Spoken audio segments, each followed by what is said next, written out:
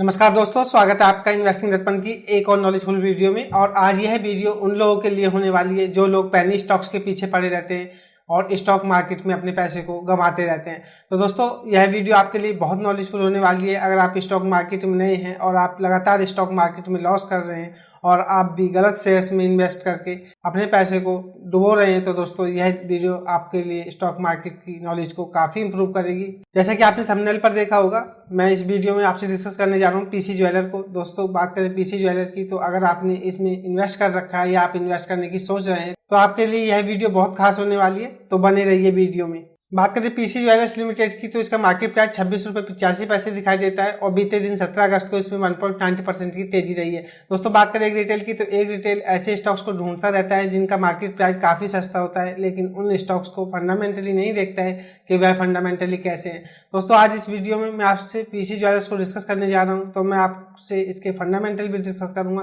कि आखिर इसके फंडामेंटल कैसे हैं। और बात करें इन्वेस्टमेंट की, तो क्या यह स्टॉक इन्वेस्टमेंट के हिसाब से कैसा दिखाई देता है और आपने इसमें होल्डिंग ले रखी है, तो दोस्तों यह वीडियो आपको काफ़ी नॉलेज देगी कि आप अपनी होल्डिंग के साथ क्या करें।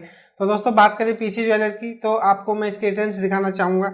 बात करें इसके 5 दिन के रिटर्न की, तो 5 दिन में इसने नेगेटिव 2.72% के रिटर्न दिए और एक महीने में अगर हम देखें तो 12.68% के रिटर्न दिए हैं। बात करें 6 महीने की, तो 6 महीने में ये 8.48% के रिटर्न देता हुआ नजर आ रहा है। और ये टिल डेट से अगर हम देखें तो दोस्तों आपको यकीन हो जाएगा 68.21% के नेगेटिव रिटर्न दिए हैं।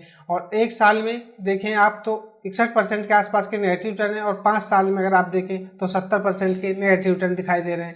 बात करें एक मैक्सिमम चार्ट की, तो दोस्तों मैक्सिमम चार्ट को देख करके आपको यकीन हो गया होगा कि दोस्तों यह स्टॉक इन्वेस्टमेंट के हिसाब से सही नहीं दिखाई देता है। अगर आप इसके मैक्सिमम चार्ट को देखें तो दोस्तों यह स्टॉक कभी यहाँ पर ट्रेड करता था 600 रुपये के आसपास और आज पूरी तरह से यह स्टॉक बर्बाद हो चुका है। लेकिन दोस्तों एक रिटेल को ऐसा लगता है कि यह स्टॉक 600 रुपये पर फिर चला जाएगा, लेकिन दोस्तों ऐसा नहीं है। अगर कंपनी का बिजनेस अच्छा होता तो इसका मार्केट प्राइस नीचे नहीं आता। तो यह स्टॉक मार्केट में सीधा सा फंडा है। अगर कंपनी का बिजनेस अच्छा चल रहा है तो दोस्तों उसका स्टॉक प्राइस ऊपर जाता है और अगर कंपनी का बिजनेस खराब चल रहा है तो दोस्तों उसका स्टॉक प्राइस नीचे ही जाता है। तो आप इसके मैक्सिमम चार्ट को देखें दोस्तों, आपको यकीन हो गया होगा कि इस कंपनी का बिजनेस कैसा है। तो आप ऐसे स्टॉक में इन्वेस्ट करने से बचें, क्योंकि दोस्तों इस तरह के स्टॉक्स में कोई आपको अच्छे रिटर्न्स नहीं बनते।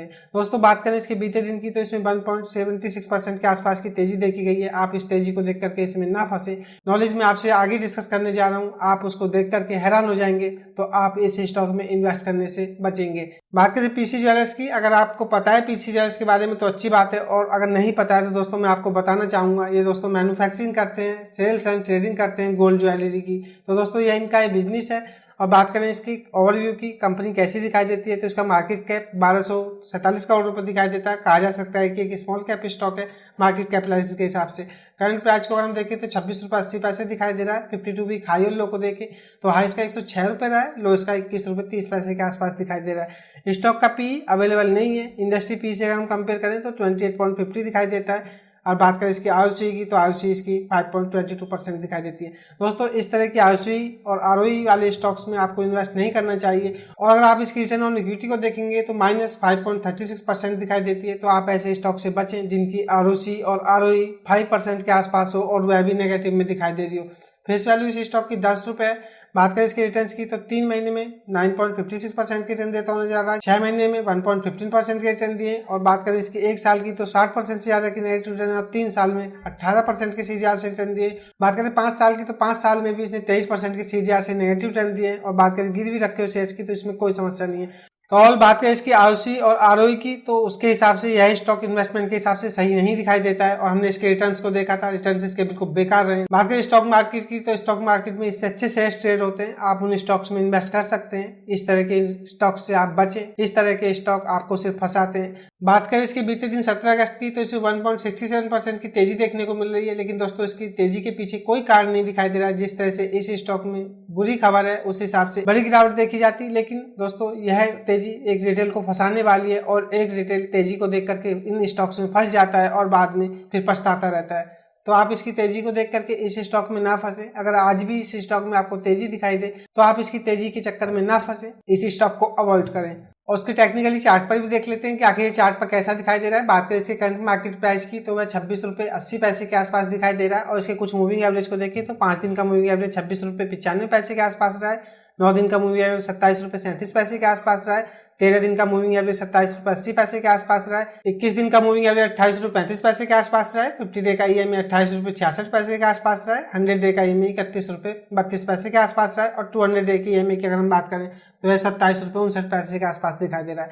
तो आप देखिए दोस्तों चार्ट पर इस समय यह अपने 200 डे 100 डे और छोटे दूरी के सारे मूविंग एवरेज से यह स्टॉक नीचे ट्रेड होता हुआ नजर आ रहा है। तो कहा जा सकता है कि इस समय पीसी ज्वेलर्स की अगर हम बात करें तो चार्ट पर काफी वीक नजर आ रहा है। बात करें इसकी MACD लाइन की तो MACD लाइन भी इसकी सिग्नल लाइन से नीचे दिखाई दे रही है। तो कहा जा सकता है कि इसकी MACD लाइन भी वीकनेस को इंडिकेट कर रही है। और बात करें इसकी RSI की तो RSI इसकी 41 दिखाई दे रही है। दोस्तों बात करें इसकी RSI की तो RSI इसमें थोड़ा बाउंस बैक होता हुआ नजर आ रहा है, लेकिन आप इसको अवॉइड करें और इस स्टॉक से दूर रहें। इन्वेस्टिंग दर्पण यूट्यूब चैनल पर मेरी कोशिश यही रहती है, मैं आपसे फंडामेंटली स्ट्रॉन्ग स्टॉक्स को डिस्कस करता हूं जिनमें आप इन्वेस्ट करके अच्छा मुनाफा बना सके। तो दोस्तों मैं आपसे फंडामेंटली वीक स्टॉक्स को भी डिस्कस कर देता हूँ ताकि आप इनके चक्कर में ना फंसे। क्योंकि दोस्तों मेरी कोशिश यही रहती है कि आप स्टॉक मार्केट से पैसा बनाएं, ना कि पैसा डुबाएं। क्योंकि दोस्तों स्टॉक मार्केट से पैसा कमाना आसान है, पैसा बचाना बहुत मुश्किल है। तो आप ऐसे गलत उल्टे सीधे स्टॉक्स में इन्वेस्ट करके अपने पैसे को ना गंवाएं, क्योंकि स्टॉक मार्केट में ऐसे स्टॉक्स में इन्वेस्ट करके पैसा नहीं बनता है। मैं मार्केट अपडेट और मार्केट से जुड़ी जानकारी की वीडियो लाता ही रहता हूं।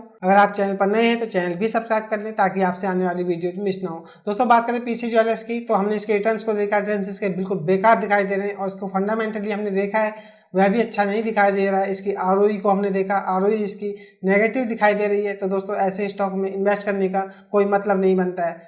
बात करें इसकी बैलेंस शीट की तो इसकी बैलेंस शीट को देख लेते हैं। रिजर्व्स को अगर हम देखें तो 3225 करोड़ रुपए दिखाई देते हैं। अगर मार्च 22 से हम कंपेयर करें तो रिजर्व्स इनके कम होते हुए नजर आ रहे हैं। और दोस्तों मार्च 21 से अगर हम कंपेयर करें तो भी इनके रिजर्व्स कम होते हुए नजर आ रहे हैं। तो लगातार कंपनी के रिजर्व्स कम होते हुए नजर आ रहे हैं। और बात करें बोरिंग की तो बोरिंग इनके पास 3736 करोड़ रुपए दिखाई देती है। बात करें मार्च 22 से तो इनके रिजर्व्स बढ़े हैं। तो कहा जा सकता है दोस्तों कंपनी के रिजर्व्स को अगर हम देखें तो ये लगातार कम होते हुए नजर आ रहे हैं। और बात करें बोरिंग की तो बोरिंग इनकी लगातार बढ़ती हुई नजर आ रही है। तो ओवरऑल दोस्तों बात करें इसकी बैलेंस शीट की तो कंपनी के पास जिस तरह से बोरिंग दिखाई दे रही है उस हिसाब से रिजर्व्स भी इनके पास कम है। तो आप इसकी बैलेंस शीट को देख करके समझ सकते हैं। इसकी बैलेंस शीट की अगर हम बात करें तो यह कोई ज्यादा ठीक ठाक नहीं दिखाई दे रही है। बात करें पीसी ज्वेलर्स की तो दोस्तों इसके Q1 के रिजल्ट्स आ चुके हैं जून क्वार्टर के, उनको हम देखेंगे। और बात करेंगे इसकी ईयर ऑन ईयर बेसिस के हिसाब से परफॉर्मेंस की तो दोस्तों बात करें इसकी सेल्स की तो सेल्स में 88% की गिरावट देखने को मिल रही है ईयर ऑन ईयर बेसिस के हिसाब से।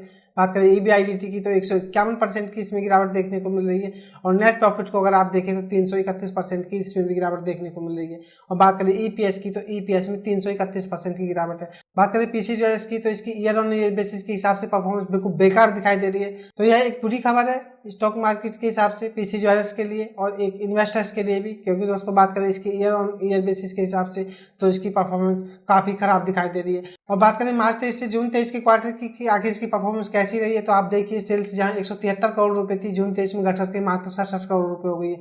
तो इनकी सेल्स में क्वार्टर बेसिस के हिसाब से भी बहुत बड़ी गिरावट देखने को मिल रही है। और बात करें मार्च 23 में EBIDT की तो यह -32 थी, वह जून 23 में बढ़कर के -43 हो गई है। तो इनकी EBIDT में भी बड़ी गिरावट देखने को मिल रही है। बात करें नेट प्रॉफिट की तो मार्च 23 में जहां कंपनी को 302 करोड़ रुपए का नेट लॉस था, जून 23 में अगर हम बात करें तो 172 करोड़ रुपए का नेट लॉस है। तो दोस्तों कहा जा सकता है कि क्वार्टर बेसिस के हिसाब से भी इसकी परफॉर्मेंस बुरी दिखाई दे रही है। और बात करें इसके EPS की तो जहां -6.50 दिखाई देता था जून 23 में घट करके 3.69 हो गया। तो इसके EPS में भी बड़ी गिरावट देखने को मिल रही है। तो अगर दोस्तों बात करें इसके Q1 के रिजल्ट्स की तो Q1 के रिजल्ट्स भी इसके काफी खराब दिखाई दे रहे हैं। और ईयर ऑन ईयर बेसिस के हिसाब से भी इसकी परफॉर्मेंस काफी बुरी रही है। तो यह एक बुरी खबर है पीसी ज्वेलर्स में इन्वेस्टर्स के लिए भी और पीसी ज्वेलर्स के लिए भी। बात करें इसकी परफॉर्मेंस की और इसके बिजनेस की तो कोई खास नजर नहीं आ रहा है और कंपनी लगातार नेट लॉस कर रही है। तो दोस्तों मैं चाहूंगा आप पीसी ज्वेलर्स स्टॉक से दूर रहें। यह स्टॉक इन्वेस्टमेंट के हिसाब से कोई सही स्टॉक नहीं है। जिस तरह से इसका बिजनेस चल रहा है उस हिसाब से इस स्टॉक में कोई बड़ा पोटेंशियल नहीं दिखाई देता है। स्टॉक मार्केट में इससे अच्छे स्टॉक्स अवेलेबल है, आप उन स्टॉक्स में इन्वेस्ट कर सकते हैं। तो आप पीसी ज्वेलर्स को अवॉइड करें क्योंकि यह स्टॉक इन्वेस्टमेंट के हिसाब से नहीं दिखाई देता है। तो यह थी खास अपडेट पीसी ज्वेलर्स को लेकर के। और मैंने इससे जुड़ी हुई बुरी खबर को भी आपसे डिस्कस किया, इसके रिजल्ट्स बिल्कुल खराब रहे हैं। तो यह खबर आपको पता होना चाहिए। तो यह थी खास अपडेट पीसी ज्वेलर्स को लेकर के। आपको यह खास जानकारी की वीडियो कैसी लगी और पीसी ज्वेलर्स स्टॉक को लेकर के आपकी क्या राय है मुझे कमेंट करके बताएं। और अगर आपको वीडियो अच्छी लगी हो तो वीडियो को लाइक करें, शेयर करें, और आपने चैनल को सब्सक्राइब नहीं किया है तो चैनल भी सब्सक्राइब कर लें। मार्केट अपडेट और मार्केट से जुड़ी जानकारी की वीडियो मैं लाता ही रहता हूँ। तो चलिए मिलते हैं फिर किसी नई वीडियो में, तब तक के लिए नमस्कार।